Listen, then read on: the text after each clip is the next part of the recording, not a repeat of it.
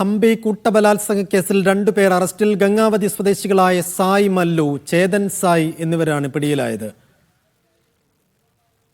മഹേഷ് പോലൂർ വിശദാംശങ്ങൾ നൽകും. മഹേഷ്, എവിടെ നിന്നാണ് ഈ 2 പേരെ പിടികൂടിയത്? സൈഫു, ഇവരെ ഗംഗാവതി സ്വദേശികളാണ്. ഈ പ്രദേശത്തോട് ചേർന്ന് ഈ അക്രമം ഉണ്ടായ, ഈ കൂട്ടബലാത്സംഗവും അതുപോലെ തന്നെ കൊലപാതകവും ഉണ്ടായ ആ പ്രദേശത്ത് നിന്ന് തന്നെയാണ് ഇവരെ പിടികൂടിയിരിക്കുന്നത്. 2 പേരുടെ പേരുകളാണ് ഇപ്പോൾ അറസ്റ്റിലായതായി പോലീസ് അറിയിച്ചിരിക്കുന്നത്. കൊപ്പൽ SP ഡോക്ടർ രാം അരസിദ്ധിയാണ് ഈ പേരുകൾ ഇപ്പോൾ പുറത്തുവിട്ടിരിക്കുന്നത്. അദ്ദേഹം പറഞ്ഞിരിക്കുന്നത് സായ് മല്ലു ആൻഡ് ചേതൻ സായ് 2 പേരെയാണ് അറസ്റ്റ് രേഖപ്പെടുത്തിയിരിക്കുന്നത്. മൂന്നാമതൊരാൾ കൂടിയുണ്ട്.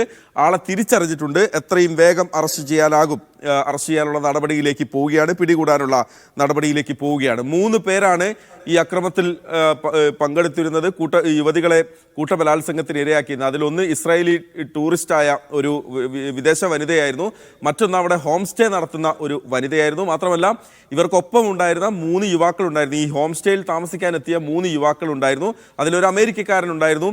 ഈ 3 യുവാക്കളെയും പിടിച്ച് കനാലിൽ തള്ളുകയും അതിലൊരു യുവാവിൻ്റെ മൃതദേഹം, ഒറീസ സ്വദേശിയായ ഒരു യുവാവിൻ്റെ മൃതദേഹം ഇന്ന് കണ്ടെത്തുകയും ചെയ്തിരുന്നു. അപ്പോൾ കൊലപാതകവും കൂട്ടബലാത്സംഗവും അതാണ് കേസുള്ളത്.